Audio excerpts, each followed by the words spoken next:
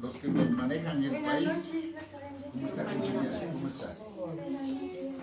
De acuerdo a los intereses oligárquicos de la mayoría. De la mayoría de los que nos gobiernan.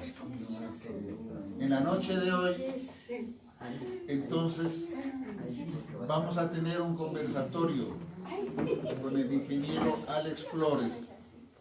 Él, que es el autor de la demanda de inconstitucionalidad, va a dar los elementos de juicio que nos permitan a nosotros tener claridad sobre las macabras violaciones de la Constitución y de que todo lo que se está procediendo es al margen de la ley, simplemente para satisfacer los intereses de ese grupo minoritario que ahora está apropiado del gobierno, es decir, de una derecha desconsiderada y sobre todo ajena a los intereses de los sectores populares. No tienen reparos, no tienen escrúpulos en violar normas, leyes ni conceptos simplemente para satisfacer ese control de la economía y repartirse como lo han hecho en nuestro país en retazos, cada uno cogiendo espacios de poder simplemente para beneficiar a sus grupos que siempre han tenido la posibilidad de retomar en esos 2 años los espacios que ellos han usufructuado toda la vida. Entonces, tenemos ya la satisfacción de tener con nosotros al ingeniero Alex Flores, y dándole un aplauso formidable, un agradecimiento y un reconocimiento que es un patriota que lo tenemos aquí. Sentimos esa satisfacción de que nos haga la explicación, nos haga entender a profundidad todas estas circunstancias que están alrededor del proyecto de la denuncia y la demanda de anticonstitucionalidad de la firma del acuerdo con el Fondo Monetario Internacional. Por favor. Sí. Buenas noches con todas y todos. Como ha dicho el compañero, soy Alex Flores Álvarez, de la plataforma Vapor de Ecuador. Bueno, pues nos han invitado aquí a compartir con ustedes un poco lo que es el tratado inconstitucional que ha firmado el licenciado Lenín Moreno Garcés con el Fondo Monetario Internacional, con el FMI. Solo una aclaración, nosotros no somos los precursores de la demanda de inconstitucionalidad del FMI. Quien llevó a cabo esta demanda es el economista Pablo Dávalos con su equipo de juristas, ¿no? Nosotros estamos detrás apoyando en la figura de Amicus Curiae, ¿no? Para ir a la audiencia pública en la Corte Constitucional, y estamos a la espera de ello. Pero quien ha presentado la demanda de inconstitucionalidad es el compañero Pablo Dávalos, ¿no? El Foro de Economía Alternativa y Heterodoxa, que es el que fundó y que lidera. Bueno, pues mis disculpas por el retraso que hemos tenido con el proyector y demás. Antes de entrar a detallar un poco en qué se basa el tema de la inconstitucionalidad del tratado, es importante conocer qué es el FMI, ¿no? Porque mucho se habla del FMI, de que es inconstitucional, de que hay un préstamo que ha sido concedido al gobierno ecuatoriano, al país. Pero las dos preguntas clave antes de empezar es ¿qué es el FMI? Y luego, ¿quiénes están detrás del FMI? Entonces, así rapidísimo, el FMI es una entidad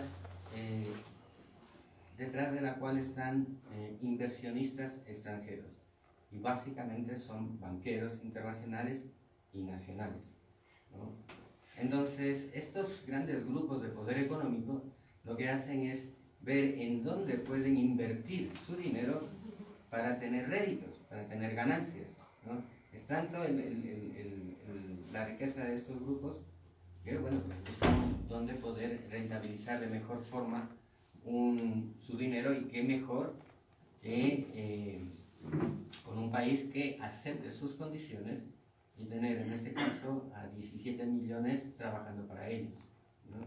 Entonces no es como la prensa que desinforma en general, no solo en Ecuador sino en el mundo, que es un organismo benefactor, casi como una ONG, no, es literalmente un churquero, ¿no? En ese término de la élite bancaria y económica y financiera a nivel mundial que está detrás de esto. Y por tanto, lo que les interesa es que esa población siempre necesite de pedir prestado al FMI. ¿Okay? De ahí que la crisis inventada e inducida, más que inducida, inventada, por el licenciado Lenín Moreno Garcés, persigue eso en el fin y el objetivo del FMI. ¿Por qué persiguen eso? Porque existen intermediarios en todas las transacciones de préstamo del FMI hacia los gobiernos que ganan una comisión, un interés, ¿no? Puede el FMI darles un interés del 3% y esas entidades intermedias darle al 5, 4% y ya ganan. Y aun cuando no hubiese esa comisión, ya solo con el hecho de tener no $100, sino miles de millones de dólares, ya representa una ganancia muy lucrativa. Yo soy migrante retornado y en España y en Europa les cuento esto. De acuerdo a un tratado que se llama el Tratado de Maastricht, en el artículo 104, así muy rapidito, determina que cada uno de los estados miembros de la Unión Europea no pueden pedir prestado al Banco Central Europeo de forma directa, sino que tiene que hacérselo a través de la banca privada.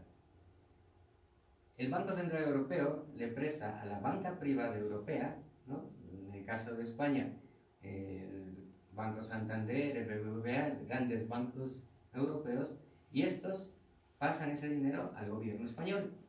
¿Okay? Esa es la triangulación que se hace por ley, ¿no? En Europa, a través de un organismo que se llama la Troika, que está conformado por la Comisión Económica Europea, el Banco Central Europeo y un tercer elemento, el FMI. Entonces es un beneficio hacia los banqueros. Si eso hacen en Europa, ¿creen ustedes que no lo hacen también en Latinoamérica? De ahí que en noticias recientes se comentaba que el FMI había ya traspasado cierta cantidad de dinero al Banco de Guayaquil para que esto a su vez lo dé al gobierno ecuatoriano, y pasó esa noticia muy desapercibida. Solo el hecho de recibir miles de millones de dólares sin ganar un interés, simplemente moviéndolo en una semana o dos, ya representa muchísimo. De hecho, se ha publicado hoy una noticia que el Banco Interamericano de Desarrollo ha prestado al Banco de Guayaquil 50 millones de dólares. ¿Con los garantes quiénes? Nosotros y nosotras. Es decir, en el caso de que el Banco de Guayaquil no pudiese pagar esos 50 millones, los tendremos que pagar nosotros, ¿no? Entonces, eso básicamente es el tema del FMI. Sobre la inconstitucionalidad presentada por el economista Pablo Dávalos, es bastante extensa, bastante didáctica y técnica, y por respeto a Pablo, y en virtud de que nosotros no hemos hecho la demanda, la construcción de la demanda inconstitucional, me voy a referir no tanto a los detalles técnicos que pueden ocurrir porque son temas económicos, financieros, pero sí en 5 puntos clave que presenta la demanda inconstitucional de Pablo Dávalos. En la carta de intención firmada por el gobierno de Lenín Moreno y el FMI, hay unos condicionantes, unas condiciones que nos impone el FMI para poder prestarnos ese dinero. La primera es que el crédito del FMI no se entrega de una sola vez, ¿no?, sino en plazos trimestrales durante 3 años, con cuotas que son muy pequeñas para las necesidades de liquidez de la economía. Esto es 250, 350 millones de dólares, pero que en realidad no suple, es decir, aun cuando es negativo, esos 4.000 millones de dólares que nos lo hubiesen dado de una sola vez, entonces ya podemos nosotros manejar de mejor forma la economía. Pero nos lo dan trimestralmente y en unas cantidades muy irrisorias que son unos parches, unos paliativos. Esa es la primera de las condicionantes que define Pablo Dávalos. Luego, la segunda es que la entrega de cada cuota del crédito obedece al incumplimiento irrestricto, es decir, que no podemos protestar, de los compromisos asumidos por el gobierno con el FMI. Compromisos no solo financieros, sino con el sistema político, es decir, con la Asamblea Nacional. Y esos compromisos son para aprobar, cambiar y derogar leyes. Eso dice la carta de intención firmada con el FMI. Esas son las condicionantes que presenta el FMI. Y esto es muy grave, que un organismo internacional pueda aprobar, cambiar, derogar leyes nuestras. Es pérdida de soberanía. ¿De acuerdo? Digamos que básicamente nos están gobernando desde fuera, ¿no?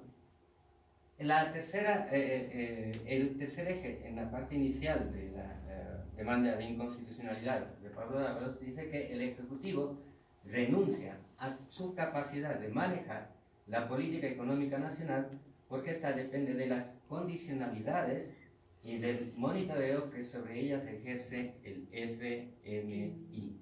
Es decir, le damos nosotros la dirección económica de nuestra economía a un ente internacional al cual no hemos votado. Hemos votado por un presidente que a su vez ha designado pues, a su ministro de Economía, a su gerente del Banco Central, y son ellos, los tres, más todo su gabinete económico, los que deberían asumir la responsabilidad de tomar las decisiones. Pues no, ahora las decisiones las toma un organismo internacional por nosotros.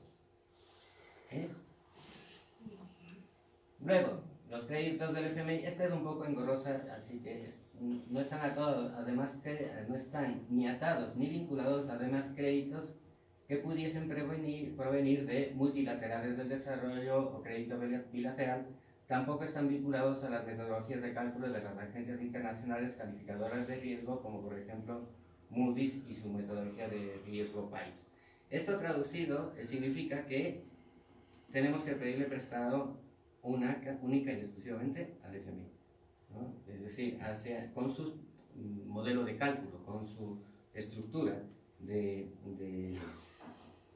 la concesión de los créditos, a las cuales se pueden acoger otras entidades financieras. Y luego, la quinta y la más grave es que el Ecuador se convierte en un sujeto de observación e intervención permanente por parte del FMI en sus decisiones políticas, sociales, jurídicas e institucionales. Es decir, vendemos el país, ¿no? Porque el presidente Lenín Moreno, el economista Richard Martínez, la gerente del Banco Central, al ceder todo esto, simplemente son capataces del FMI. Los que mandan son ellos. Es decir, cada tres meses, antes de desembolsarnos el dinero de a poquito, de esos 200 o 300 millones de dólares, ellos primero nos hacen un condicionamiento. Esto es lo que hay que hacer en la economía. Por ejemplo, eliminar los subsidios, subir la gasolina, subir el diésel, subir el IVA, recortes en el aparato público con despidos masivos de médicos, de profesores, etc. Esas son las condiciones. Luego viene y revisa que esas condiciones que han impuesto ellos se han cumplido. Y si se han cumplido, nos desembolsan el dinero. Si no, no. Y si esas condiciones no se han cumplido o no dan efecto como ellos esperan, hacen unas nuevas modificaciones y unas nuevas recomendaciones al gobierno nacional para que se adopte. Por tanto, los que gobiernan son ellos, no nosotros, que a quien elegimos en las urnas a una persona que está ahí por estar, el licenciado Lenín Moreno, ¿no? Y esas son las condicionantes que nosotros estamos sufriendo con este juego. Por tanto, en esta parte, normalmente lo digo al último, para las personas que nos están viendo por internet, más que si eres de derecha o de izquierda, si eres correísta o anticorreísta, si eres morenista o no morenista, si eres de Lazo, de negocio, de lo que seas, o si no te importa la política, la economía, que eso es algo de las autoridades, etc., esto es grave. Y aquí ya no importa de qué partido político, de qué ideología política uno sea. Es más o menos como en el fútbol, ¿no? En el fútbol, pues unos son del Barcelona, otros de la Liga de Quito, otros del Emelec, del Nacional, etcétera, del Aucas, yo qué sé. Pero durante el campeonato nacional, pues nos peleamos entre nosotros. Pero cuando juega la selección, todos somos la tricolor. Y al estadio vamos a apoyar a la selección. No estamos preguntando de al lado, oye, ¿eres del Aucas, eres del Nacional? No, estamos apoyando a la selección. Esto es lo mismo. Si ahora no nos unimos, más allá de las banderas políticas del pueblo, porque los dirigentes políticos es otra cosa, pero el pueblo, como tal, debemos unirnos independientemente de nuestras ideologías, porque esto agravaría la situación no solo de ahora, sino de al menos 2 generaciones más. Y cuando hablamos de 2 generaciones más, estamos hablando de nuestros hijos, nuestras hijas, y posiblemente nietos y nietas. Ante una cosa como esta, gravísima, que alguien tome desde el exterior decisiones políticas, sociales, jurídicas e institucionales, es muy, muy delicado. Pero ¿por qué estas personas, esta gente, el licenciado Moreno, ¿no? Y toda su argolla, hay que decirlo así, hace esto? Porque como ellos, ¿no?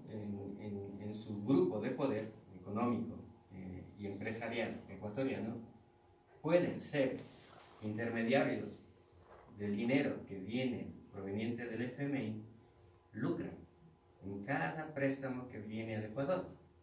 Por tanto, mientras peor le vaya al país, mientras peor le vaya a la nación y mientras más crisis haya, más necesidad tendremos nosotros de pedir dinero al FMI. Por eso no les importa a ellos que el país se destruya, porque ellos se lucran a través de esos préstamos que van entrando como intermediarios. ¿Okay? Luego, esta gente, como en el pasado, en los años 80 y 90, compran parte de la deuda externa nuestra, grupos de poder económico y político nacionales, no solo extranjeros, no solo banqueros internacionales, también nacionales. Y entonces, claro, mientras más crédito haya, mientras más se pida al FMI, más ellos pueden manejar esa deuda que luego la comercializan en las bolsas internacionales y pueden lucrarse muchísimo más y se hacen multimillonarios así a costa de la sangre, la muerte, el hambre, la pobreza de todo un pueblo. Eso es lo que hace este tipo de tratados.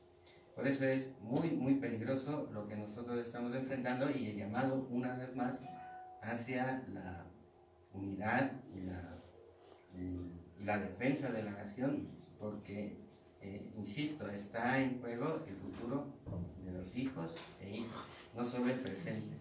Y estamos hablando de un periodo bastante largo. Pero se puede salir de esto si existe una presión social en las calles, una presión institucional, y hablando de esa presión institucional, lo que sí ha hecho la plataforma Va por Ecuador es algo que las organizaciones sociales en el país deberían hacer, es decir, no solo delegar a, yo qué sé, dirigentes de las organizaciones o dirigentes políticos o lo que sea, asambleístas, ¿no? Que están para eso, están haciendo su función y su fiscalización si es que se hace. Pero también es responsabilidad nuestra, es una corresponsabilidad y nosotros podemos, amparados en nuestra Constitución, hacerlo también. Por eso la plataforma Banco de Ecuador lo que ha hecho es simplemente ingresar unos oficios al gobierno. Y hemos preguntado básicamente el primero, el 11 de marzo, que ya les indico por aquí, un segundito.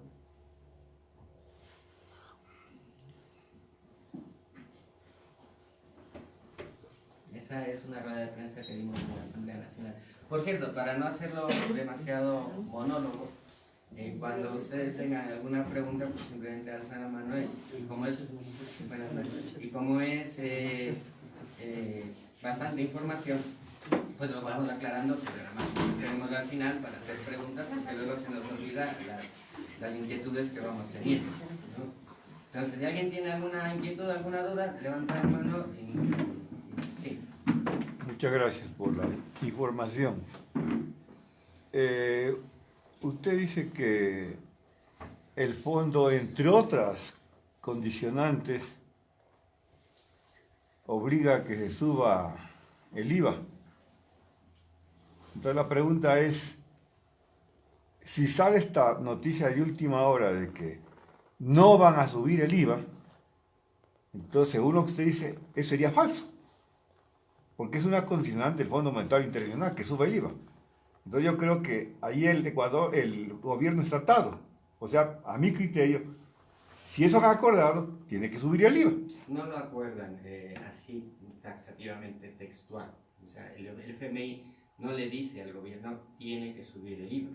Lo que dice es que tiene que tener una disciplina fiscal, es decir, un control más estricto de los gastos, de tal forma que llegue a una meta, ¿no?, de 2.500 millones de dólares, por ejemplo. Y claro, cuando uno hace las cuentas entre lo que le ingresa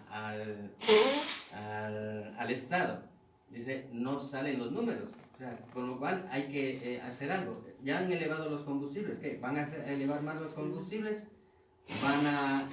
La única manera de hacerlo masivo a través de un impuesto indirecto que se llama el IVA es elevarlo en 4 puntos, ¿no? Entonces ellos dan una meta, el gobierno sabrá cómo la cumple, pero claro, es como si estuviésemos en la economía familiar y tuviésemos una necesidad de acuerdo a nuestros ingresos, pues irse a la playa, de vacaciones, hacer las cuentas y dices, bueno, pues si queremos irnos de Europa nos vamos a tener que endeudar, por decir algo, ¿no? Pero haces un balance de tus ingresos y tus egresos, y dices, no dan las cuentas.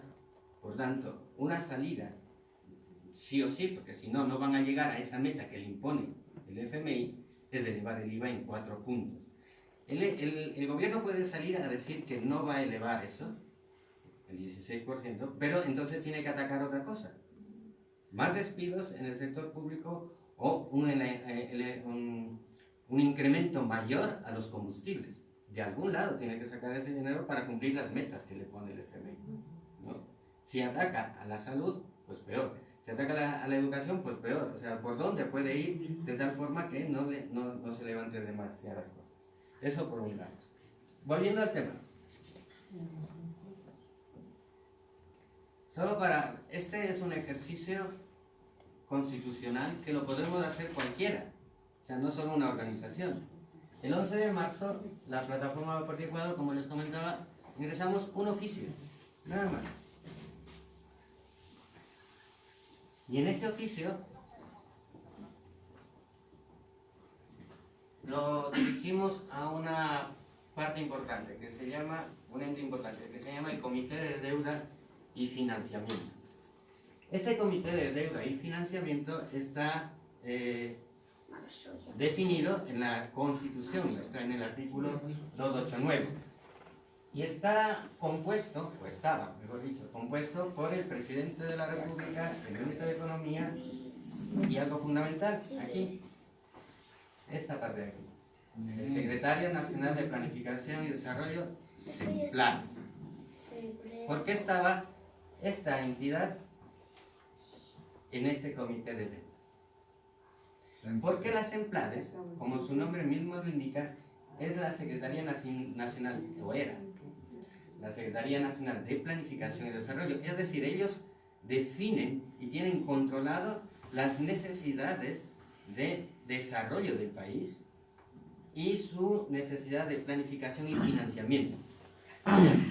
Ellos definían, por ejemplo, se necesita la carretera en tal parte del país, pero además necesitamos 4 o 5 hospitales por acá y adicionalmente necesitamos 3 universidades por acá, por decir algo, ¿no? Eso lo define la central. Y para hacer eso necesitamos, yo qué sé, 900 millones de dólares. ¿Ok? Y eso informa al comité, o informaba al comité de deuda y financiamiento. Y en base a eso, tanto el presidente de la República, en este caso el licenciado Lenín Moreno, y su ministro de Economía, el señor Richard Martínez, evaluaban, pues ahora, con los ingresos que tiene el país, de sus impuestos y todo lo demás, exportaciones, etcétera, ¿cuánto tenemos? Pues nos llega a, yo qué sé, 500 millones de dólares, por poner un ejemplo, ¿no? Ah, pues nos faltan 400 millones. Esos 400 millones tenemos que pedirlos a alguien y lo buscas en el exterior. No solo el FMI, hay varias entidades en el mundo que pueden prestar dinero. ¿Ok?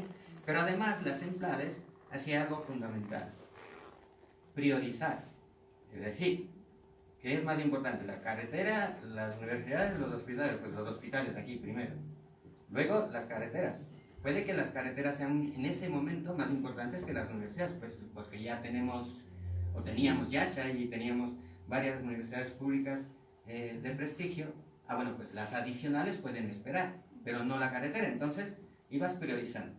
Por eso estaban las EMPLADES en ese comité de deuda, ¿verdad? Y por eso dirigimos a este comité de deuda ese oficio,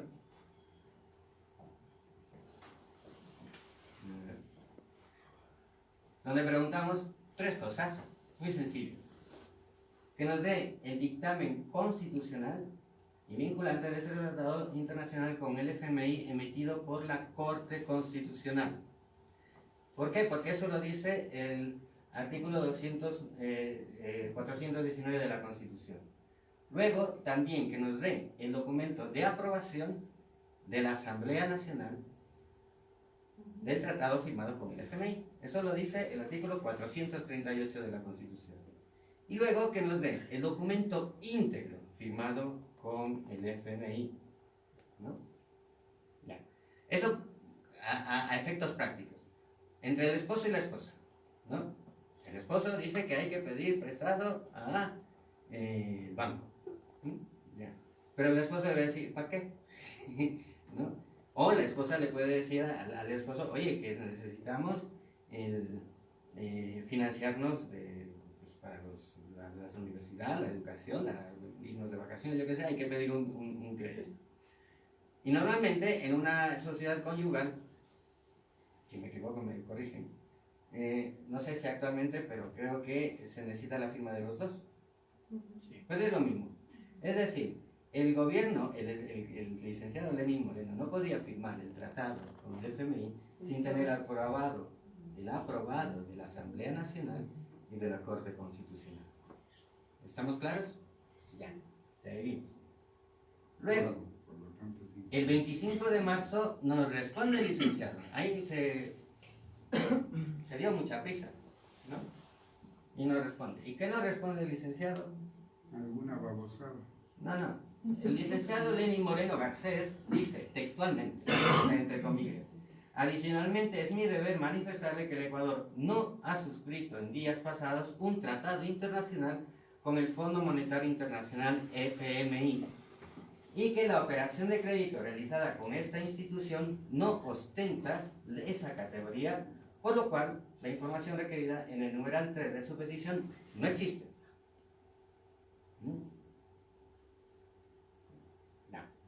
¿Por qué responde esto el licenciado?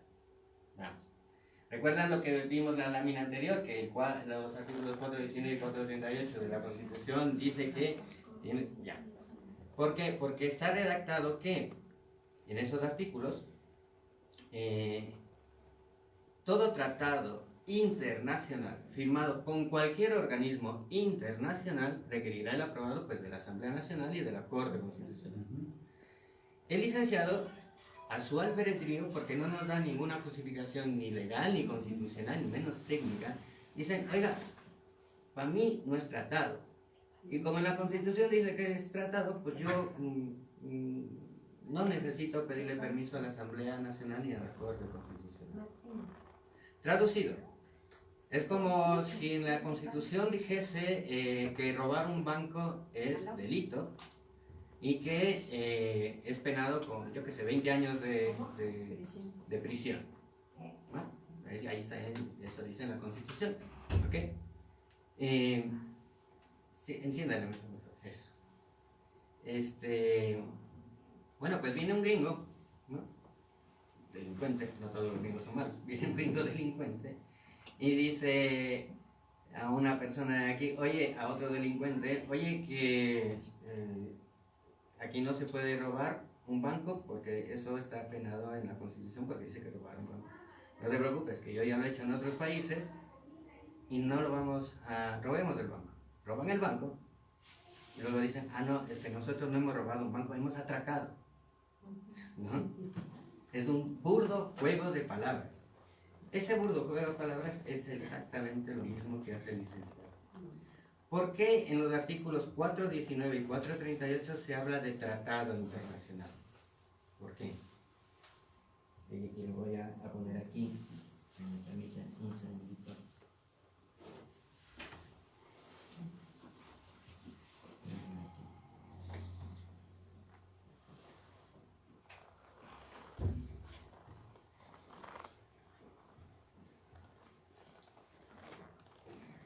Porque Ecuador, en su día, ¿no? Hace muchos años, firmó con otros países un convenio, una convención de Oviedo, que es un documento en el que muchos países se comprometieron a seguir estos lineamientos de cara a que existiesen gobiernos nefastos que quisieran perjudicar a sus pueblos y que quisiesen saltarse sus constituciones.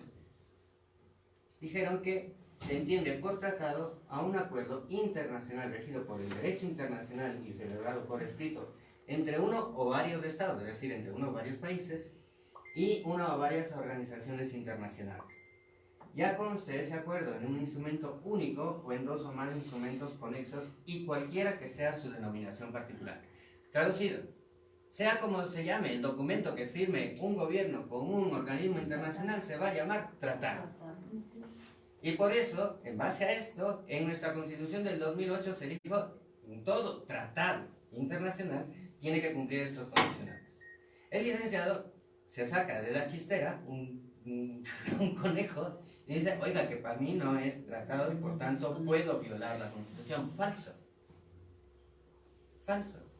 ¿Por qué hace eso?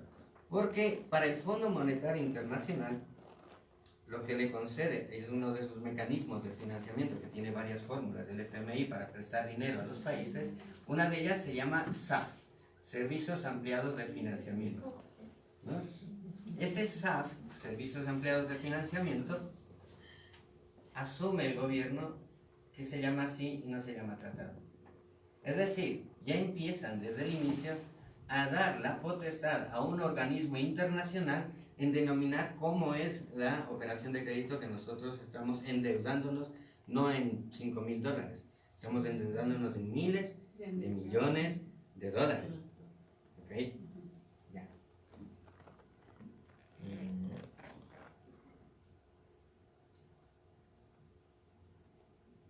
Sí, estábamos aquí. Y eso es lo que dice el licenciado.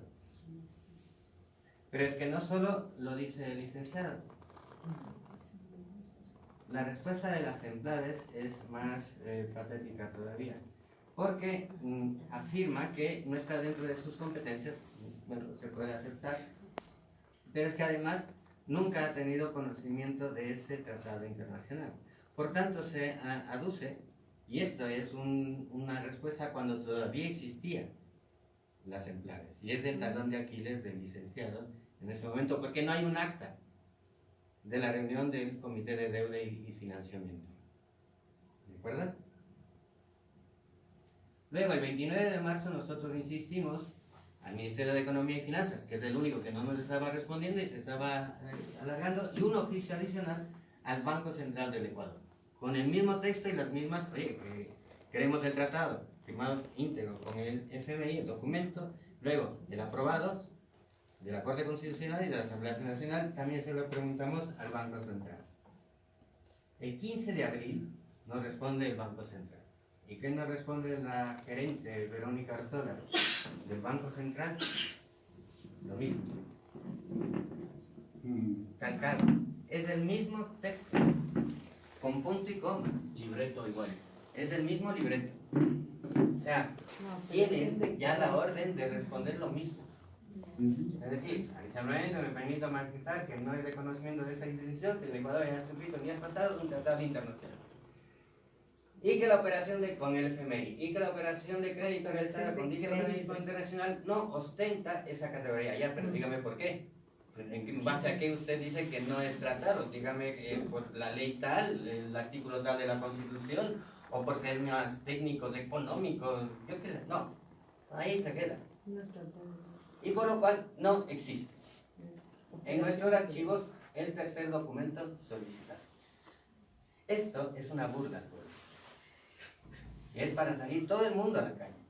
Ya digo, independientemente de si le gusta la política o no le gusta la política a determinadas personas, es necesario. El 7 de mayo, por fin nos responde el ministro de Economía y Finanzas. Miren que todo el trayecto, desde marzo a mayo, se tomó mucho tiempo el economista Richard Martínez y nos responde lo mismo. El mismo guión. Qué vergüenza, ¿no? Esto es una burla. Y son documentos oficiales, ¿eh? Por eso es importante la lucha institucional. Porque la presión en redes sociales, la presión en las calles es importante, no digo que no. Pero esto es fundamental y estamos en un derecho constitucional de hacerlo, cualquiera de nosotros. ¿Okay? Y son documentos ya oficiales. No es una declaración del ministro, no es una cadena nacional del licenciado Moreno Garcés, porque las palabras se las lleva el viento. Un documento escrito no, firmado, oficial. ¿Okay? Y esto lo tiene la plataforma Va por Pie Cuadro. Y oh sorpresa, el 13 de mayo, ¿qué hace el licenciado? Elimina las anclajes, su talón de Aquiles. ¿Okay? Y el 31 de mayo, nosotros, la plataforma, volvemos a insistir. Es decir, muchas veces he escuchado, incluso en organizaciones políticas, que sí, que han preguntado, yo qué sé, al señor sociólogo Pablo Celis de la Torre, que le den el documento que avale que él es el contralor subrogante, le responde lo que sea y ahí se queda. No, esta es una batalla institucional, es decir, no nos quedamos en el primer oficio, sino que ya vamos al 31 de mayo con el segundo. Y en este, como ya que nos eliminó las centrales el 13 de mayo el licenciado, pues ya solo nos queda la presidencia, el Ministerio de Economía y el Banco Central. Y aquí, nosotros, ¿no?, a estas tres entidades, aquí están los sellos, ¿no?, de recibido. Ya no le pedimos, le exigimos. ¿Sí? Uno, que nos hagan llegar el documento íntegro firmado con el FMI y en idioma español. ¿Por qué decimos eso? Porque en los oficios que nos respondían tenían la desfachatez, y hay que decirlo con sus letras, con todas sus letras, de que si queremos consultemos en la página web del Ministerio de Finanzas donde está colgado supuestamente el tratado con el FMI. Bueno, pues nos dimos el trabajo de ir y buscar. Primero que la versión más completa, que aún así está incompleta, es en inglés. Y la versión en español justo están sacadas todas las condicionantes del FMI y no recoge ni la tercera parte de ese documento. Y si se hace una petición escrita, pues tienes que responderlo por escrito. Pero bueno, ya nosotros le dijimos que nos dé el documento íntegro firmado por el FMI por 4.209 millones. ¿Y qué le decimos? Como de que es estrategia todo esto, ya sabíamos más o menos lo que nos iba a responder al primer oficio. Ahora le decimos, licenciado Lenín Moreno Garcés, Denos el documento firmado con el FMI, llámelo tratado, acuerdo, operación de financiamiento, operación de endeudamiento, como usted quiera. Denos ese documento íntegro y en español. Entonces ahí ya no tiene mucha salida, ya no tiene mucha escapatoria, ¿no?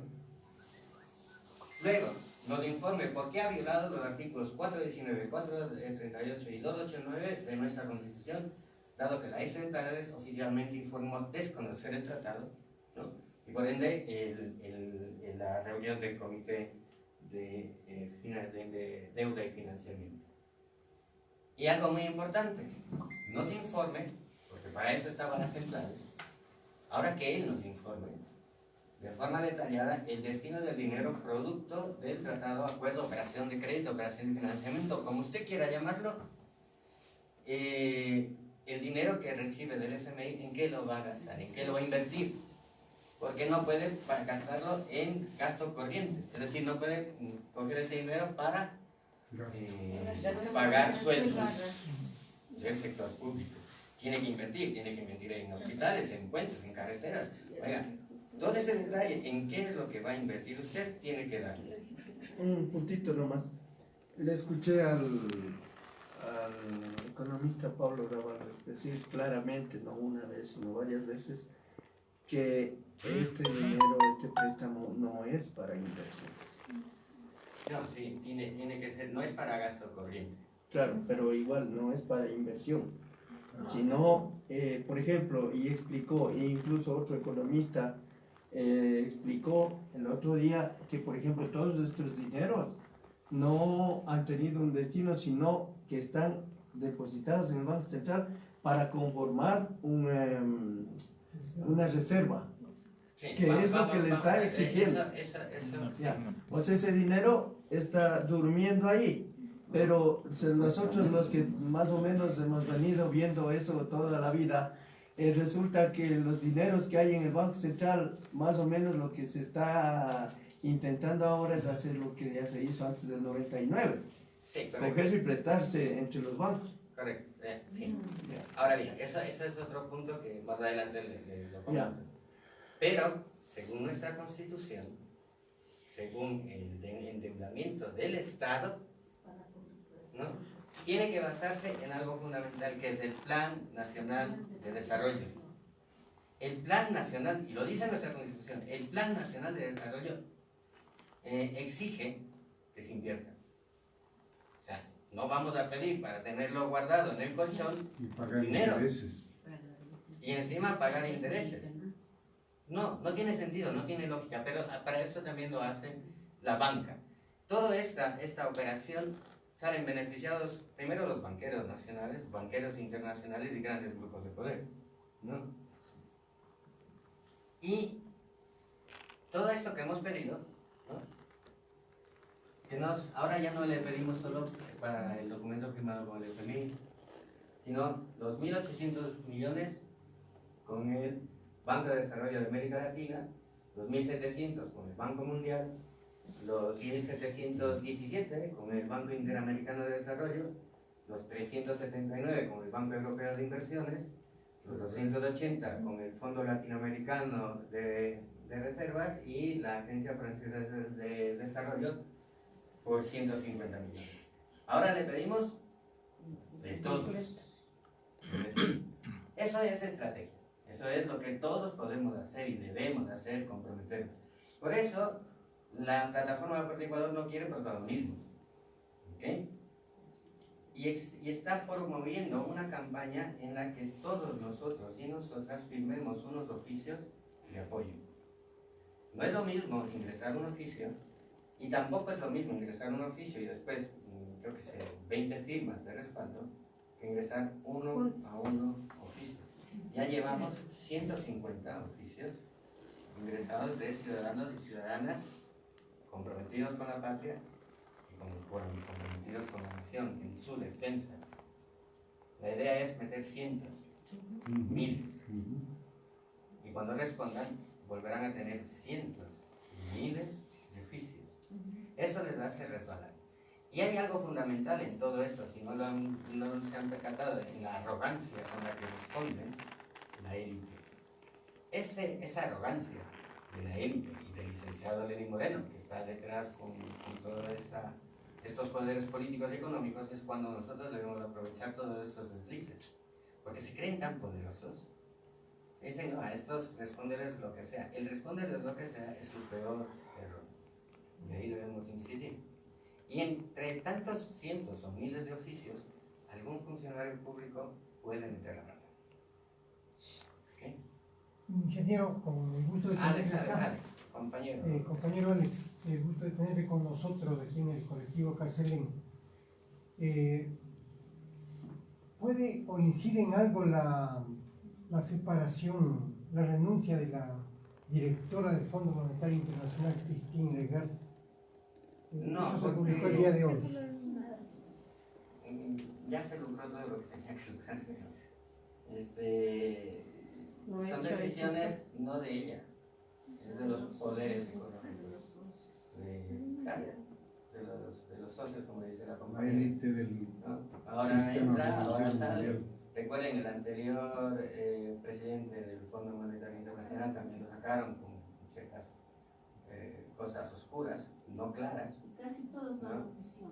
Entonces, no es tanto en si incide o no, porque igual van a poner otro peor, o mejor no, peor, porque no va a seguir el lineamiento del Fondo Monetario Internacional. El FMI se maneja detrás de, o están detrás, poderes económicos muy fuertes y muy incluso peligrosos. Y ellos son los que manejan y ponen las pautas. La salida de la señora Lagarde no incide. Y algo adicional en todos estos oficios es el tercer oficio al Banco Central del Ecuador. A este organismo le hemos pedido lo mismo que a los otros dos, pero además le hemos dicho que nos dé la ruta del dinero. Es decir, desde qué número de cuenta sale el dinero en el FMI hasta qué número de cuenta llega al Banco Central del Ecuador. ¿Por qué? Porque existen, recuerden ustedes, los intermediarios. Esos intermediarios que sin hacer nada, a nosotros que nos pongan en nuestra cuenta 100 milloncitos de dólares, aun cuando no los podamos gastar, en una semana algo tendremos, ¿no? Yo qué sé, 50.000 dólares, ¿no? Por decirlo bajo. Pero si hablamos de miles de millones de dólares, hay mucha gente en este país que se enriquece con esto. Y vuelvo, e insisto, si la gallina de los huevos de oro es que el país vaya mal, que vaya peor, y que se vea obligado una y otra vez a pedir prestado al FMI, ellos se enriquecen, pues. O no nos acordamos, claro, es que los jóvenes de ahora, de los de 25, 30, 35 años, incluso los de 20 nacieron en 1999. No saben, claro, o sea, los jóvenes de hoy, ya ni digamos los que tienen 15 años, los de 20, 25 años, nacieron en otro país, no saben a lo que se enfrentan. ¿No? Nosotros sí. Por eso es imprescindible una cruzada nacional contra esto. De información. Es de supervivencia. O sea, parece drástico, parece dramático, ¿no? Pero no lo es. Es real. Es real, no lo es. ¿No? Compañero Alex, otra pregunta. Sí. ¿Es legal que el dinero, porque yo recuerdo que el Masi Rafael, él puso una obligatoriedad con los dineros que ingresaban acá al Ecuador, ¿no? Todos tenían que depositarse en el Banco Central. Acá, como usted nos comentó, se va a depositar en el Banco de Guayaquil. ¿Es legal esa ruta que hace la ciudad? No es que no sea legal, es inmoral. Es antiético. El mismo desembolso de 50 millones de dólares al Banco de Guayaquil, que es una entidad privada hoy, de parte del Banco Interamericano de Desarrollo, y que nosotros somos garantes de un banquero privado, es inaudito. Y de la URA Pero también. no es ilegal. ¿No? Está dentro de los mecanismos internacionales de concesión siempre y cuando un país o un gobernante ponga a todo su pueblo como garante de eso. Es legal. Pero no, eso no quiere decir que sea ético, Sea él.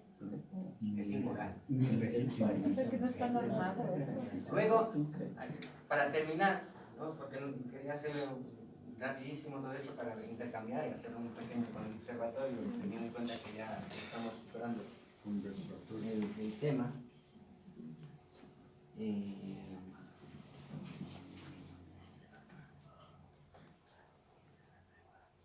Solo para... Bien. El pueblo ecuatoriano, o la mayoría de la población, ¿no? Como saben, está manipulada por los grandes medios de comunicación. ¿Ok? Y se habla mucho de la deuda heredada de miles de millones de dólares del expresidente Rafael Correa. Y la mayoría, por A, por B o por C, dice, acepto ese concepto, esa idea. Y casi que unos por odio y otros por arrimarse al oficialismo, ¿no?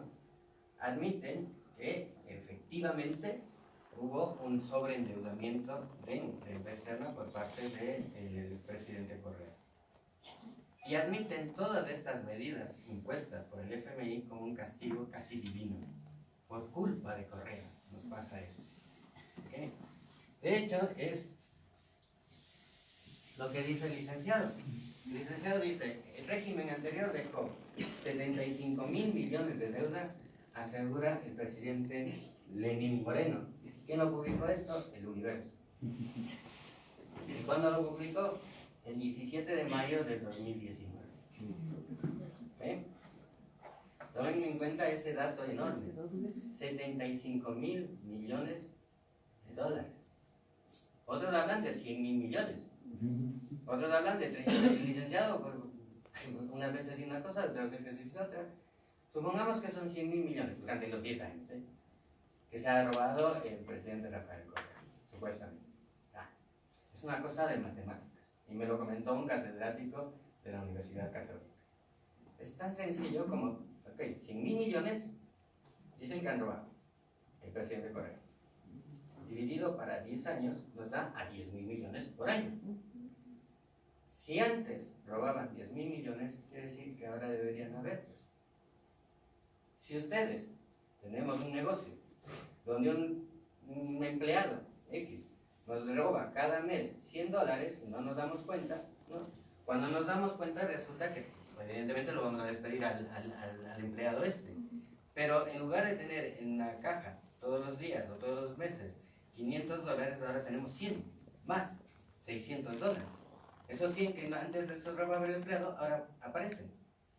Entonces, si antes teníamos solo 500 y no nos dábamos cuenta, ahora que lo descubrimos, es que se estaba llevando $100 que yo no me daba cuenta, pero ahora ya no tengo 500, tengo 600. Bueno, pues si en los 10 años el presidente dice, ¿no?, que se ha robado 100.000 millones, dividido para 10 millones. Si antes se robaban, eso quiere decir que ahora deben aparecer, pues, tan impoluto que es el licenciado Lenín Moreno y todo su gobierno.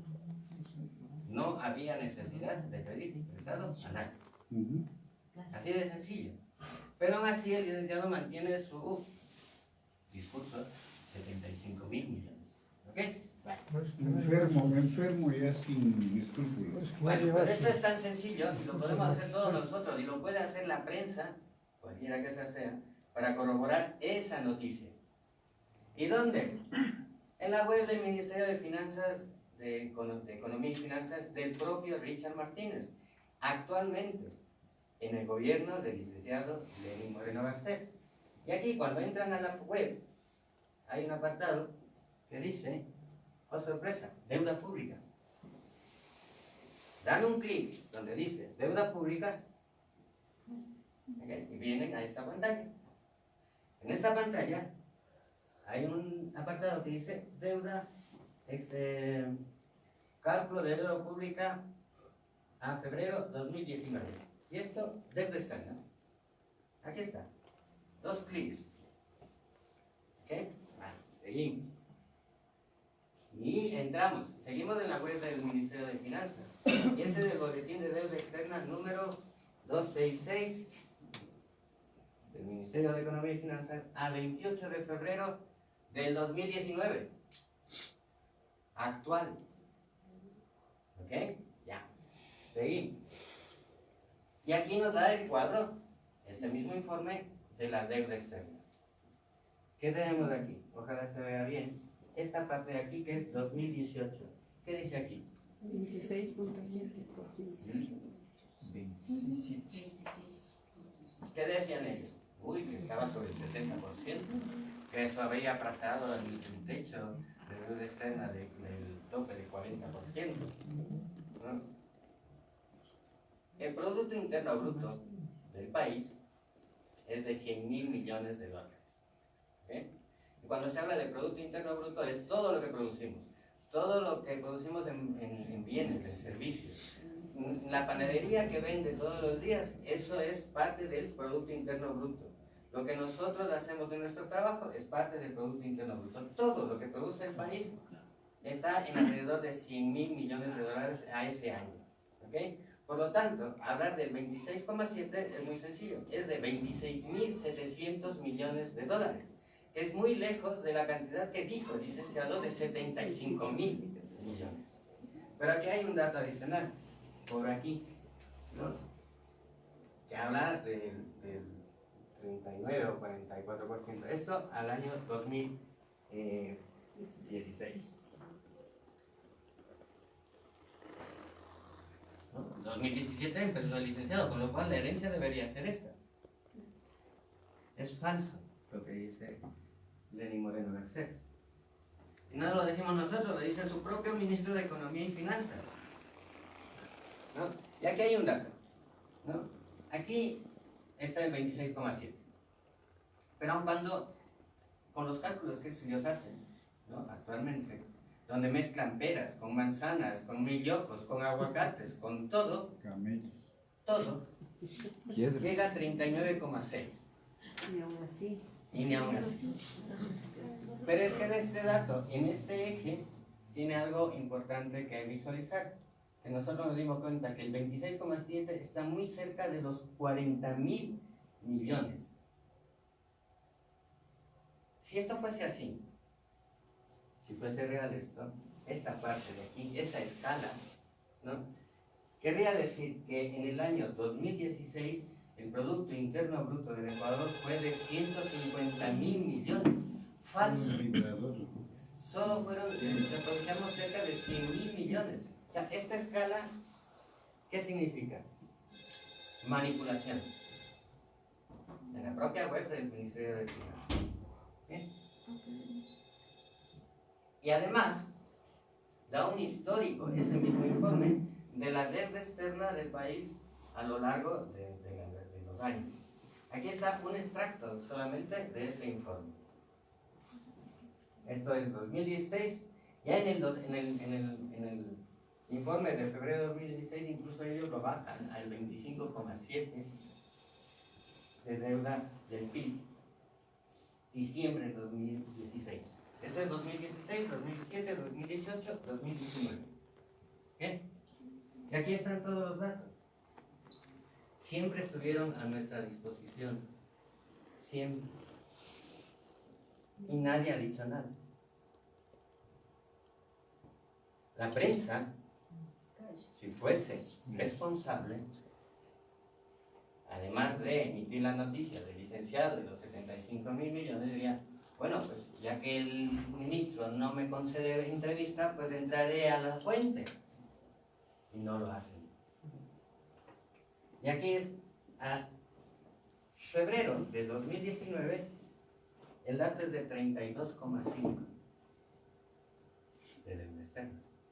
¿Dónde están los 75.000 millones? Ese 32,5 significa 32.500 millones. Y otra vez, esta gente, en sus cálculos de deuda total, mezclando peras, manzanas, mellocas, aguacates, papas, camotes, ¿no? Sandías, llega al dato de 44,8.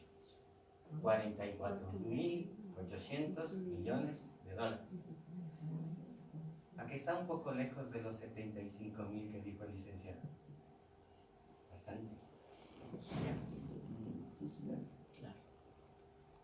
aquí hay un dato también interesante que es lo que nosotros estamos vendidos por los siglos de los siglos también en China.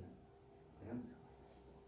Y esto es verdad, habría que consultar con el Ministerio de Finanzas, pero llama mucho la atención que todo lo que se tiene o tenía de venta anticipada de petróleo a China ya está amortizado la mayoría. PetroChina, Unipec, PetroTailandia y Oman. Y solo queda por amortizar 300 millones de dólares. O sea, como que vendidos mucho a China no estamos. Y eso está, insisto, sigue estando en la web del Ministerio de Finanzas, desde ese mismo informe.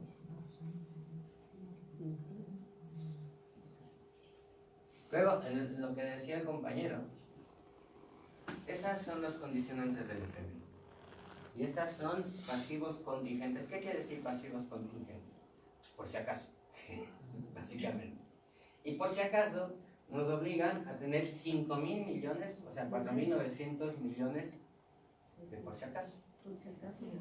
¿No? Contingentes para laudos, 500 millones. Pasivos contingentes para operaciones comerciales, 1.200. Y así una sin fin. Esto de laudos es como me caso y de entrada con mi esposa, mi exnovia, mi esposa ya, digo, oye, hay que ahorrar mes a mes unos $30 para cuando tengamos que pagar el abogado para divorciarnos. Entonces, por si acaso. Pero ¿a qué le suena esos 4.900 millones? A los 4.500 millones perdonados a la banca, a las transnacionales y a los grandes poderes económicos. En realidad, el financiamiento que necesitábamos en real eran esos 4.000, 5.000 millones de dólares, ni siquiera los 10.000.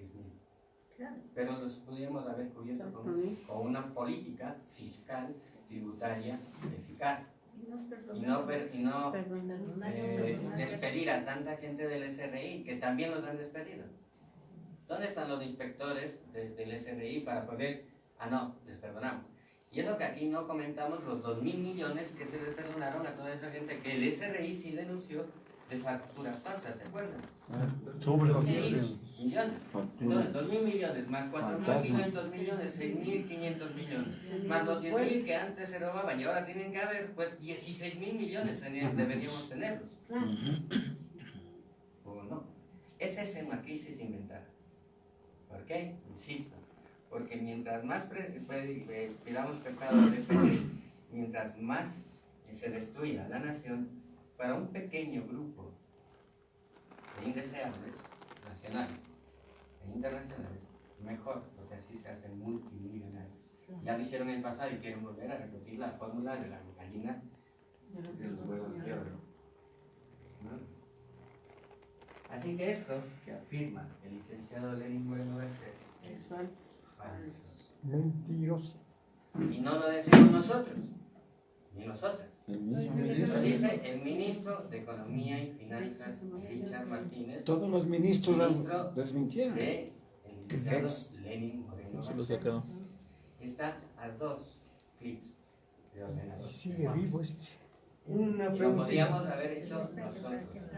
Esta es información que se debe difundir. Para quien desee o para quien lo necesite, nosotros tenemos bascado este informe, vaya a ser que desaparezca de la web del Ministerio de Finanzas. De momento sigue allí. Ya se hizo un informe a junio 2019. Ya no lo hicieron tan prolijo. Y es un copia y pega de unas hojas Excel que nadie entiende. Es inentendible. Pero el de febrero es el que importa. ¿Por qué? Porque en marzo se firmó el tratado con el FMI. Y esto demuestra que no necesitábamos un financiamiento de esa escala. Y aun cuando lo hubiésemos necesitado, se requería de un aprobado de la Asamblea Nacional, de un aprobado de la Corte Constitucional y algo muy importante, si me permiten 2 minutos, que esto también es muy importante.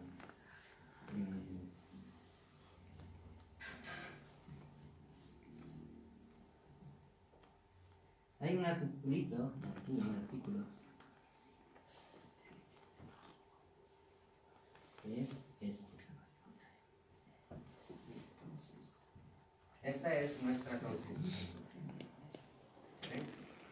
Es el artículo 290. El endeudamiento público se sujetará a las siguientes regulaciones. 5. Se procederá a la impugnación de las deudas que se declaren ilegítimas por organismo competente en caso de ilegalidad declarada y se ejercerá el derecho de repetición.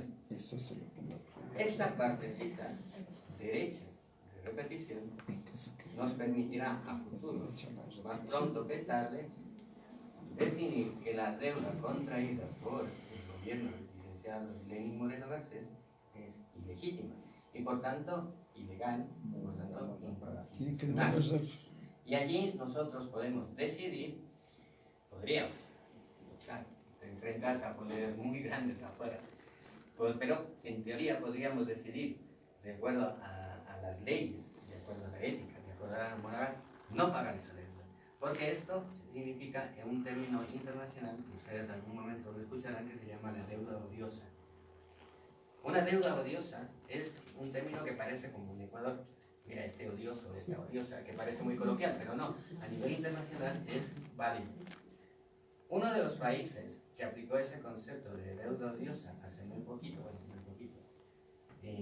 hace algunos años, fue Estados Unidos, cuando invadió Irak. Y toda la deuda que tenía Irak internacional la declaró deuda odiosa. ¿Por qué? Porque como ya se apropió de Irak, no le interesaba pagar la deuda externa en virtud de que había sido contraída por un dictador que ellos apoyaron en su día, pero que después lo derrocaron, que era Saddam Hussein. Y como era a raíz de un dictador, pues eso se declara ilegítimo y por tanto deuda odiosa. No pagar. Entonces es reconocido a nivel internacional.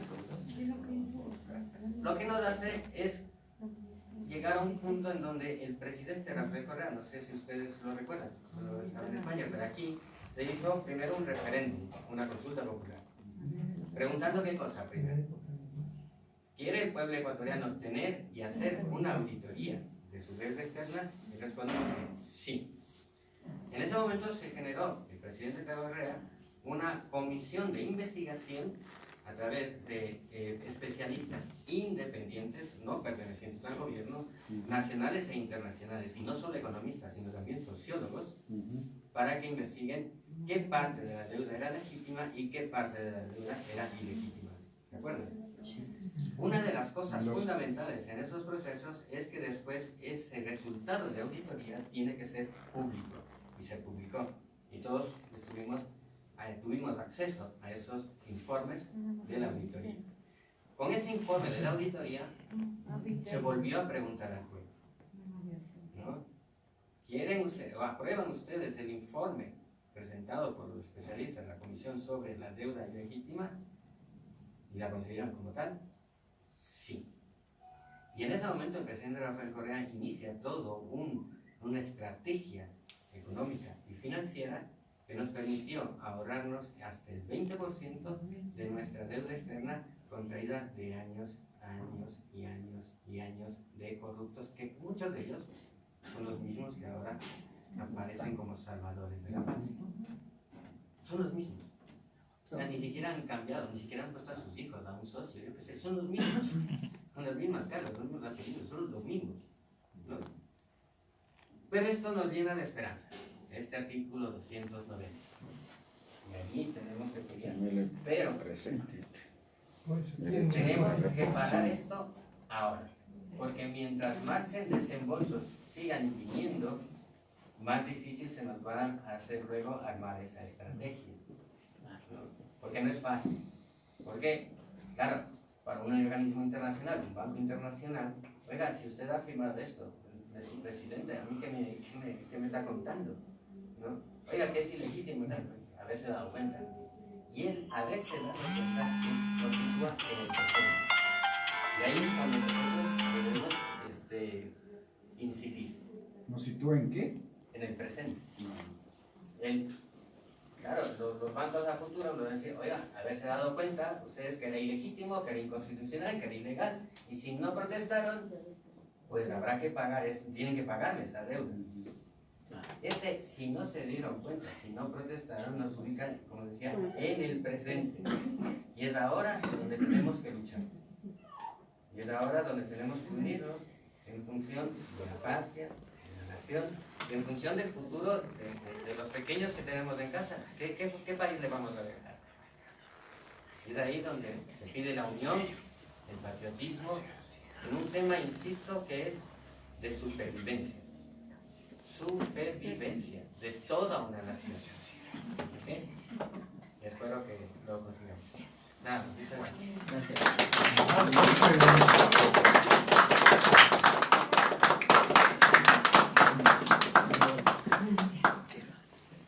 Recreo para el café. A ver, Alex, primero quería felicitarte por la forma didáctica en la que nos has ilustrado con este problema del Fondo Monetario Internacional, porque uno de los problemas que nosotros, al menos como revolucionarios, enfrentamos es la ignorancia del pueblo.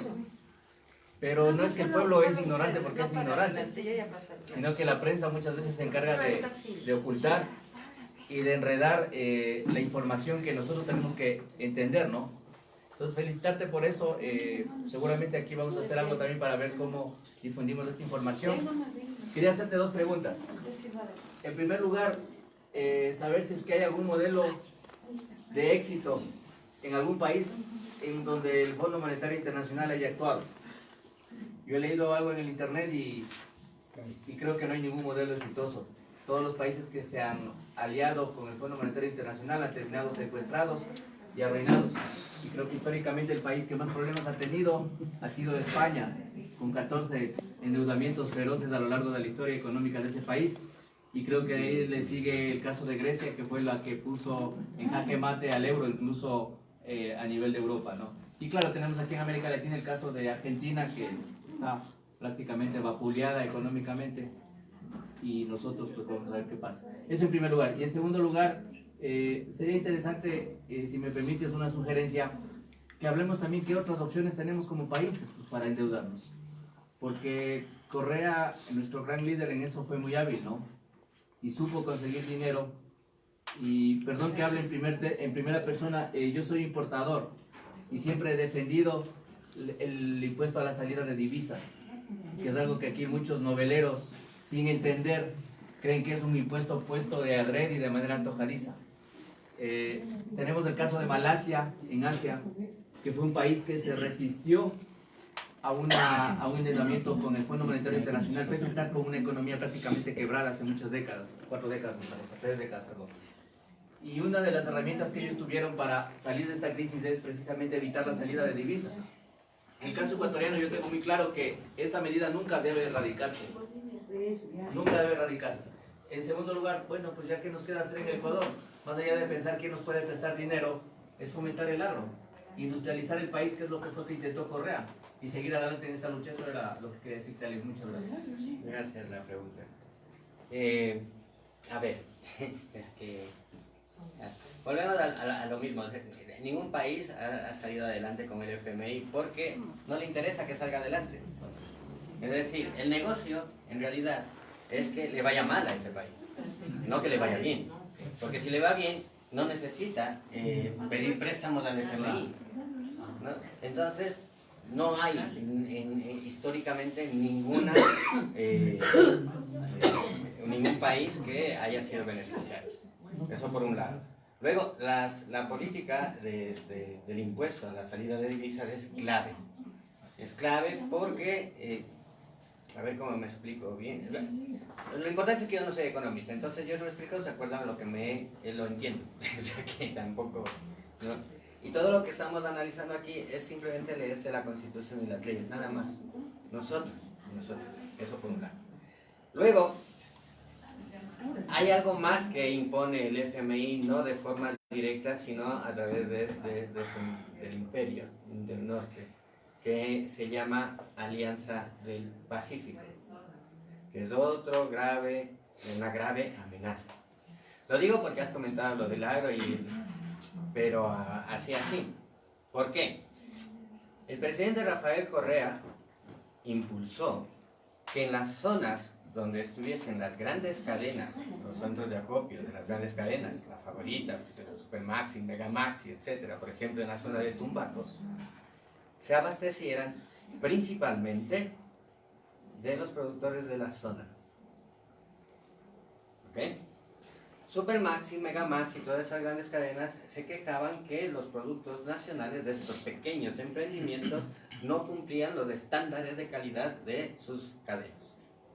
Bueno, pues los emprendedores a través de esa ley que obligaban, por eso veían ustedes o veíamos muchos productos nacionales en las perchas, donde también incidía la que fue la Superintendencia de Control del Poder del Mercado, ¿no? Con sus comités de consumidores, etcétera, y se impulsó muchísimo. Eso implicó que se modernice la producción de los propios productores, los comuneros, vamos, ¿no? Del sector agrícola, e innovasen en sus procesos de producción para mejorar los sistemas de calidad y llegar a pasar esos controles de las grandes cadenas. Eso dinamizó la economía. ¿Por qué? Porque además se necesitaban los envases, ¿no? Las cajitas, se necesitaban las etiquetas, se necesitaban ya unos procesos más tecnificados, se empezó a contratar personal, los mismos pequeños emprendedores. ¿Por qué? Porque necesitaban alguien que empaque, alguien que corte, alguien que... Y muchas de las, por ejemplo, las señoras que trabajaban de empleadas domésticas pasaron a trabajar en estos pequeños emprendimientos. Y eso dinamizó muchísimo la economía y empezaron incluso a tener, ustedes recordarán, la exención del IVA en la canasta básica. Es decir, no se cobraba IVA en la leche, en la carne, en el pan, en todo lo que sea básico para la alimentación. Salía una marquita en las facturas donde no se pagaba el IVA. Hoy se paga. Y se ha destruido todo eso que estaba reforzado con el presidente Rafael Correa, con algo fundamental que era la economía popular y solidaria. A los pequeños productores agrícolas, pequeñitos, con un terrenito como este, iban los inspectores de la economía popular y solidaria a asesorarles cómo hacer una mejor producción y llegar a esos estándares de calidad, y eso dinamizó muchísimo, insisto, la economía, porque entonces la gente que tenía un salario podía ir a la tienda y comprarse al productor de, yo qué sé, pantalones, de zapatos, que también era local, pues, ¿no? Y todo eso fomentó. Hoy no hay nada de eso, se cobra el IVA en la canasta básica. Hay que estar muy atentos a ello porque ya nos quitaron eso, y en la posible subida del IVA al 16%, a lo mejor como idea benévola del licenciado diga, no, es que no vamos a cobrar IVA a la canasta básica, a los alimentos básicos, cuando ya lo teníamos. ¿No? Eso por un lado. Y por otro, con esto de la Alianza del Pacífico, del FMI y del agro, se abren las puertas a la importación de productos de fuera. Eso está quebrando a todo el agro nacional ahora, ¿no? Es decir, hay muchas cosas que no se las visualizan. O sea, el defender, por ejemplo, instituciones y demás, sí, pero no dejemos de perder de vista algo fundamental como es el agro. Están quebrando pequeños comuneros y con ellos despidiendo a la gente que en su día contrataron. Eso está destrozando. Por eso, por ejemplo, en la misma zona de Tumbaco, el fin de semana pasado, 2, 3, 4, 5 puestos en la calle de venta de frutas y unas sandías preciosas. ¿De dónde? Colombia. En la época del presidente Rafael Correa, todo aquello que no era nacional podía entrar. El salmón noruego, la Nutella, ¿se acuerdan? Sí, pueden entrar, pero con aranceles, pagando un impuesto de tal forma que nuestros productos sean protegidos y privilegiados. Por eso los pelucones, aun cuando veían que habían productos importados en las grandes cadenas, decían, no, pues si este me cuesta 80 centavos y este 25, pues mira, y de buena calidad, y nuestro, natural, orgánico, no con pesticidas de las tipo Monsanto, ¿no? Era muchísimo más sano. Ahora no. Entonces es toda una cadena de supervivencia que debemos pelear por este país ahora, pero en serio. Y cuando digo en serio, es movilizar ya, mira, si estamos peleados con alguien en el trabajo, en la familia, en las amistades, estas confrontaciones políticas, que son buenas, como en el campeonato de fútbol, ¿no? Hoy, mira, esto va por el país. Salvemos primero el país, y después nos volvemos a pelear entre nosotros. Y ya está. Gracias. Muy bueno, muy bien. Solo un puntito, quisiera, hablando del Fondo Monetario mismo. Hubo un caso que, por ejemplo, Sixto Durán Ballén firmó una carta de intención, pero el Fondo Monetario no le dio nada. Lo que se alcanzó ahí es que lo que ordenaba el Fondo Monetario, muchos, yo no les llamo empresarios, yo les llamo negociantes, porque un empresario es el que cumple con la ley, ¿no? Y busca repartir, o sea, digamos, tanto para el Estado, para todo, necesita el empresario abrir campos, pero en cambio el negociante solo busca ganarse, no importa si no paga la ley. Entonces, en ese punto, yo me acuerdo que se mataron hasta cuando se fue Sixto Durán, no le dieron $1. Y resulta que, sin embargo, cuando apareció la deuda externa, apareció mucho dinero que el país debía dentro de esto que era con el Fondo Monetario. Sin embargo, el Fondo Monetario ya nos tenía a nosotros apretados del cuello, sin habernos ni siquiera dado dinero. Eso es lo que pasó. Ah, sí. Enrique, ¿cuánto tiempo tenemos?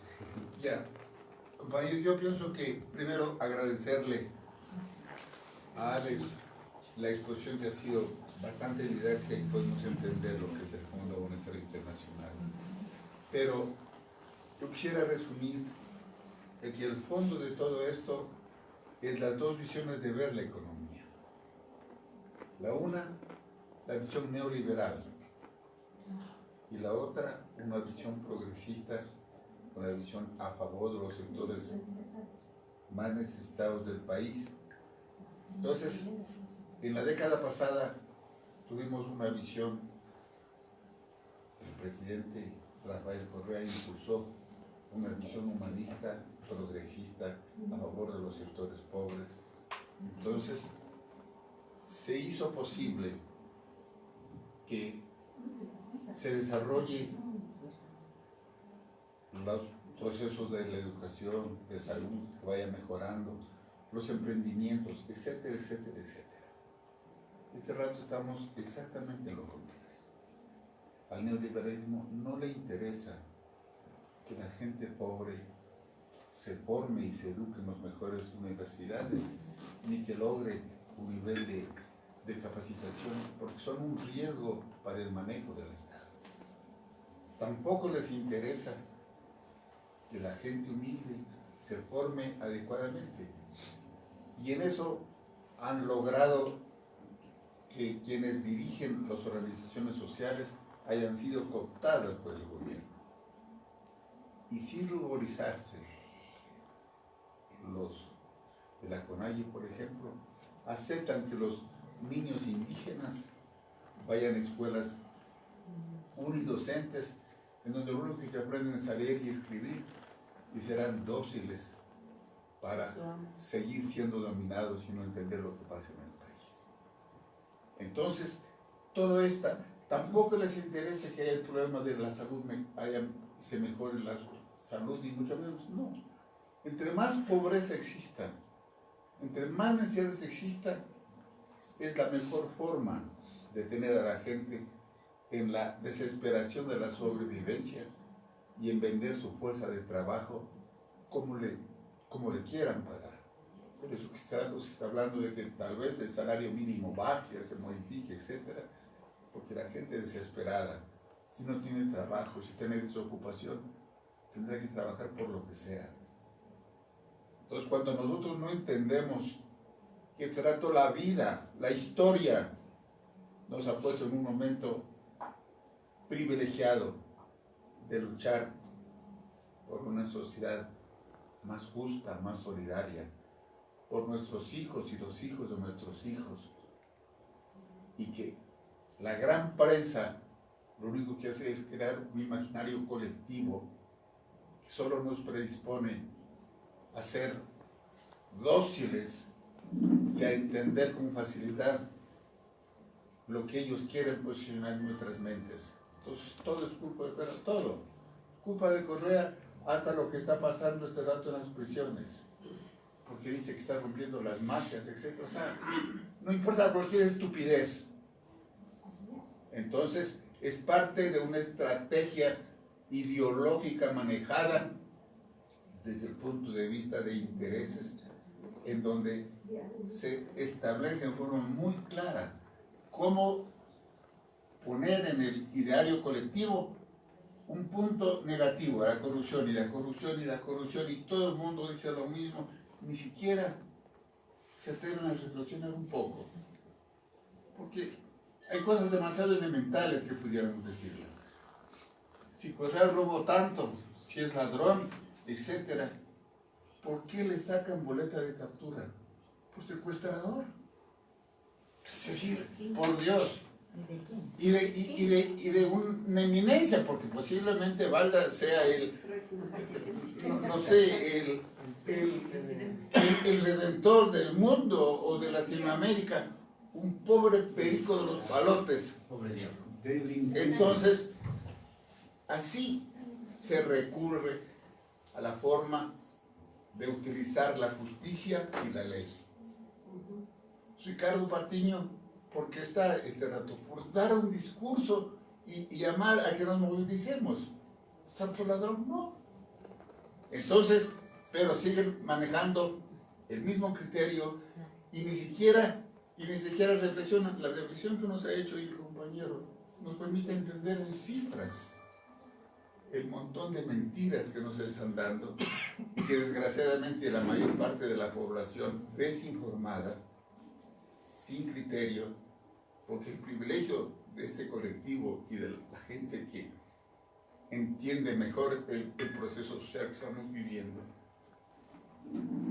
son seres avanzados, personas avanzadas que han podido entender que se trata de una lucha ideológica entre los grupos de poder oligárquicos de siempre y los sectores medios y pobres que intentan retomar las funciones del Estado y que nos permita que el Estado represente eso, nos represente a todos y que esté en beneficio de todos.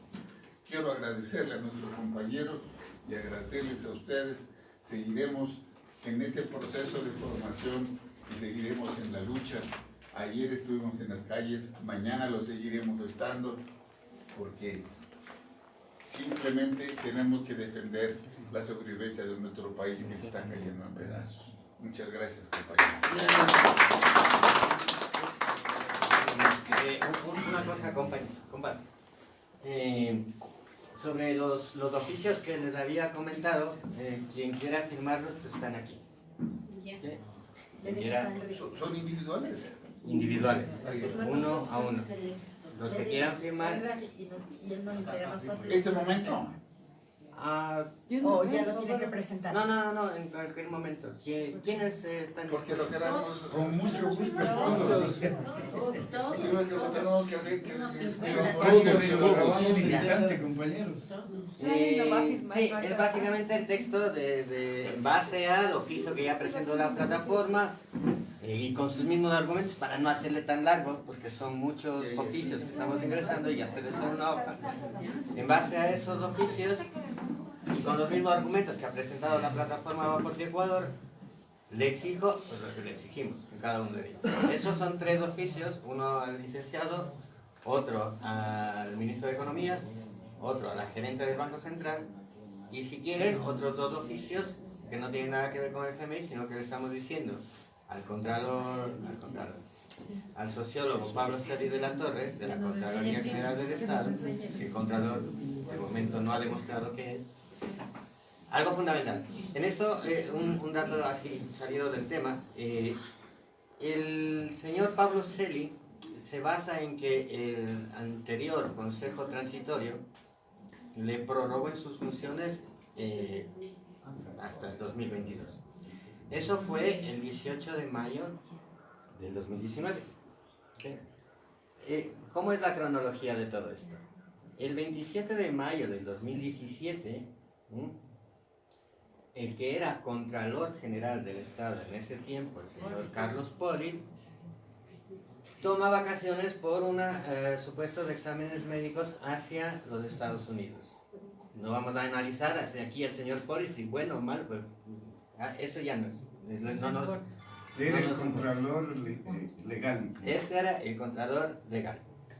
El subcontralor era el señor Pablo Celi de la Torre, que también estaba de vacaciones. Pero antes de irse de vacaciones, el señor Polit emite un oficio el 25-27 de mayo de 2017 destituyendo al señor Celi de la Torre, Pablo Celi de la Torre. Pero como estaba de vacaciones había que esperar al 2 de junio que se reincorporaba. Es en ese momento que habrán visto los vídeos en redes sociales que rompe y tal, ¿no? Pues es eso. Ese día en que le dicen, oiga, usted está destituido, ¿vale? Por alguien que lo designó subcontralor, ¿no? En ese momento él se queda y se dirá, no, es que Polis ya no era contralor, es corrupto, lo que sea, bla, bla, bla, bla. De hecho, es enjuiciado y sentenciado políticamente por la Asamblea Nacional. ¿Pero cuándo? El 2 de julio, un mes después. Es decir, entre el 2 de junio y el 2 de julio, Polis seguía siendo Contralor General del Estado y por tanto podía destituir a Pablo Celi de la Torre. De hecho, hay unas actas y una declaración juramentada de Polis. ¿Okay?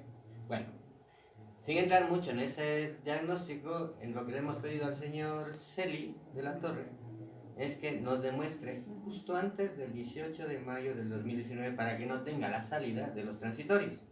Entonces, oiga, señor Celi, díganos entre el 2 de junio y el 18 de junio del 2017 y el 18 de mayo del 2019, ¿qué documento le avala a usted como Contralor subrogante? O en su defecto, ¿cuál es la designación por parte de la Asamblea Nacional como Contralor titular? Usted debe tener alguno de los dos.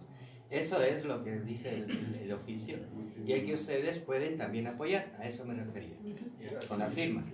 Y en ese mismo tema, insistimos al Consejo de Participación Ciudadana y Control Social que para nuestro entender la mejor forma de defenderlo es ponerlo operativo. Y una aclaración aquí. Se dice mucho que el Consejo puede destituir al Contralor, al Fiscal, etc. No. Pueden nombrar. No. Tampoco puede nombrarlos a través de concursos una vez que sean destituidos. Por eso al Consejo lo que le pedimos es que inicie un proceso de investigación, en este caso del señor Celi, y ya iniciaremos con el resto de designaciones, Consejo de la Judicatura, Defensor del Pueblo, la Fiscal 10/20, etc. Pero en este caso del señor Pablo Celi de la Torre. Le dijimos, inicie un proceso de investigación sobre su designación por parte de los transitorios o de lo que sea. Y cuando tenga ese informe, nos lo da. ¿Ok? ¿Por qué? Porque el Consejo no puede destituirlo. Según la Constitución, quien puede destituir es la Asamblea Nacional. En el momento en que destituye la Asamblea Nacional al señor Pablo Celi de la Torre, quien esté como Contralor, subcontralor, pasa a ser Contralor subrogante hasta que el Consejo, ahí sí, el Consejo de Participación Ciudadana y Control Social, inicie el proceso de selección. O sea, el que esté de Contralor subrogante pasa a ser Contralor titular encargado. Encargado. Pero el Consejo no puede destituir. ¿Ok? Pero los transitorios hacían eso con otros funcionarios. Eso es ilegal. Dependía en de basados. ilegalidad. Claro, o sea, es todo ilegal. Todo es Todo es nombraron. inconstitucional. Pero hay que demostrarlo y eso solo se puede hacer. Y es ahí donde a mí sí me gustaría incidir en la importancia de algo que no se comenta cuando se habla del Consejo de Participación Ciudadana. que es importante, sí, pero no es lo clave. Lo clave, lo fuerte, lo fundamental, es la ley de participación ciudadana y control social. Esto que estamos haciendo nosotros lo podemos hacer en base a esa ley, artículos de esa ley. El Consejo de Participación lo que hace es canalizar a toda la población, a la ciudadanía, a una participación en las entidades del Estado. Esa ley es tan poderosa que nosotros podemos incidir en cómo se gasta el dinero público, desde el barrio, la parroquia, el cantón, la provincia, la nación. Por eso esta élite no lo toma muy en cuenta. Y el Consejo de Participación no toma muy en cuenta esta ley. Y el Consejo de Participación lo que hace es canalizar a través de veedurías, observatorios, silla vacía, lo que son los cabildos populares, que toda esa participación de control social la tengamos que ejercer nosotros, no el Consejo. El Consejo lo que hace es delinear y asesorar a alguna organización que quiera hacer una veeduría. ¿Okay? Y luego el Consejo controla que todas las funciones del Estado hagan activa la ley de participación ciudadana. Dicho esto, en el peor de los casos, que eliminen al Consejo, que sería brutal, sería un golpe bajísimo, durísimo, no todo está perdido. Porque mientras exista esa ley de participación ciudadana y control social, podemos seguir batallando. Será más difícil, más complicado, más duro. Y a esta gente lo único que le interesa, esta gente por decirlo de alguna forma, que nos desgobierna, es hacerse con los procesos de control de fiscal, contralor, corte constitucional, colegio de la ejecutiva. Eso es lo que le interesa, nada más. Pero de paso quieren eliminar el Consejo porque lo ven muy peligroso. Porque no lo pueden manejar por ahora. Exacto. Entonces, sí debemos ser responsables en algo que no es común en otros países, y lo digo por ser migrante retornado y incluso en Europa, el acceso a la información que se tiene en Ecuador. Acabo de demostrarles cómo se puede ingresar a la página web, ingresar a la Constitución, ingresar a la Ley de Participación Ciudadana y Control Social, descargarse y leerse. Que tampoco, hombre, por saber nuestros derechos y por ejercer presión, lo podemos hacer a un clic de ratón. Eso no se ve en otros países. De momento, lo tenemos aquí transparente. Gracias al presidente Rafael Correa y a esa ley de participación que también está basada en la ley de transparencia y de acceso a la información, que es en lo que se basa estos oficios. Sin esas leyes sería complicadísimo. Pero este país tiene esas poderosísimas herramientas que no las estamos utilizando.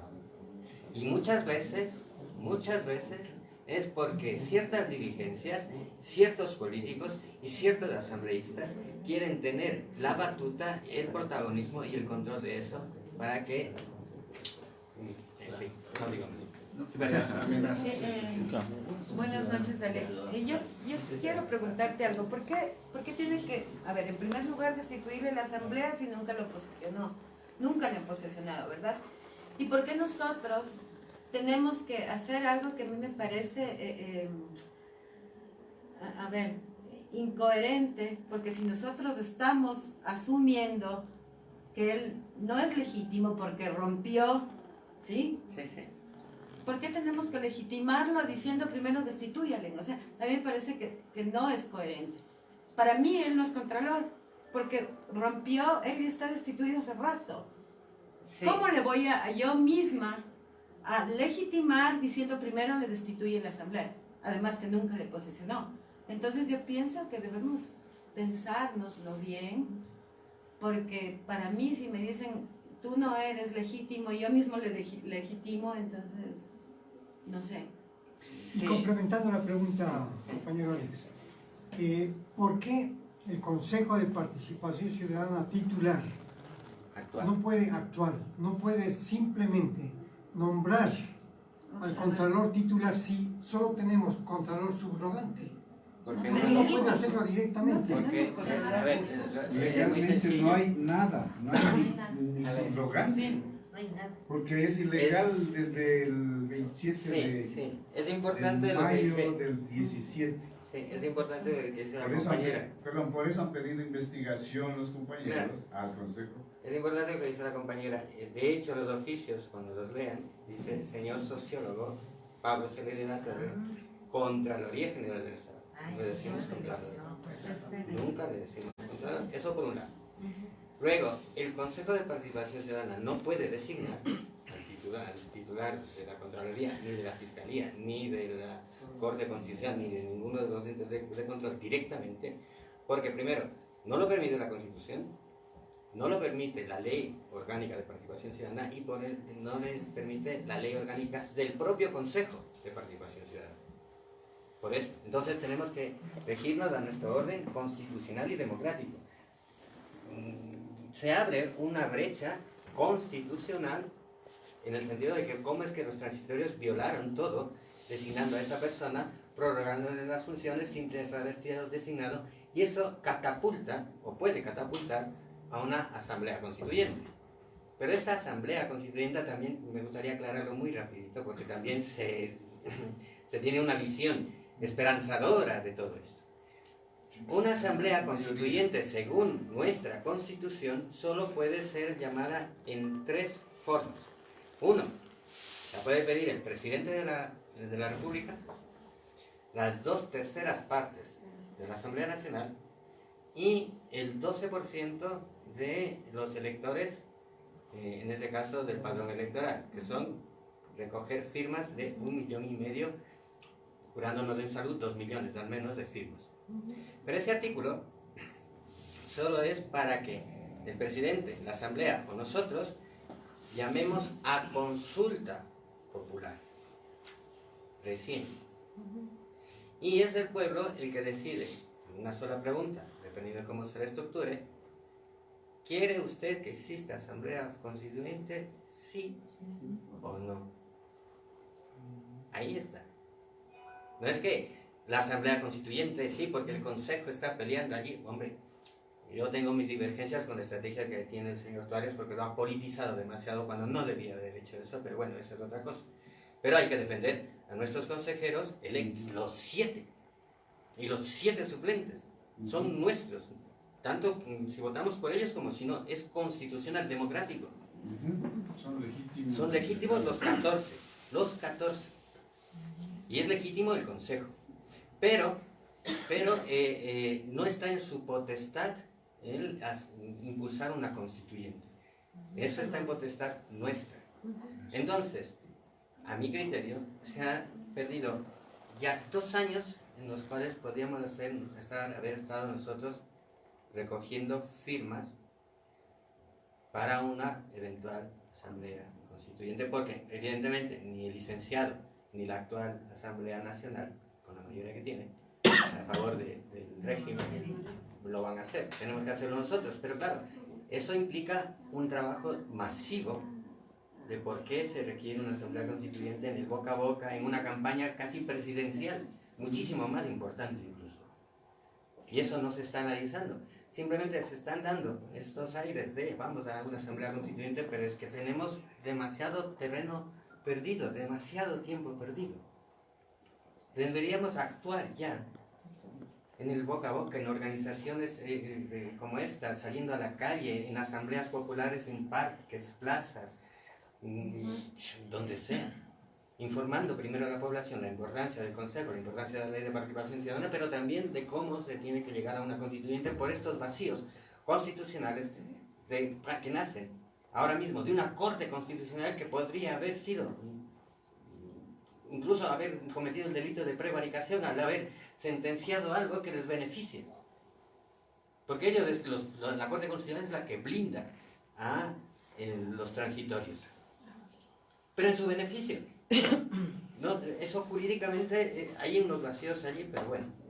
Es básicamente los oficios que tenemos nosotros y que si quieren les dejo unos cuantos, ¿no? Y cuando ya los tienen, pues los vamos entregando. Con Laura o con Alex los podemos... Alex, ¿y quién tiene que nombrar las autoridades? Lo que tú dices me encanta dejar así, porque yo sé que ellos son los que tienen todo el... Nosotros. No, las autoridades del De control. Estado, sí, de control. ¿Quién De tiene control. que nombrar? Fiscal, contralor, Obvio. nosotros. Comisiones Ciudadanas de Selección. Excepto en el caso, no estoy seguro, a ver. La Corte no. Bueno, en todos los casos, Consejo. nosotros podemos impulsar candidaturas ciudadanas de quienes nosotros consideremos que puede ser contralor, fiscal, etcétera, excepto lo que es la Corte Constitucional.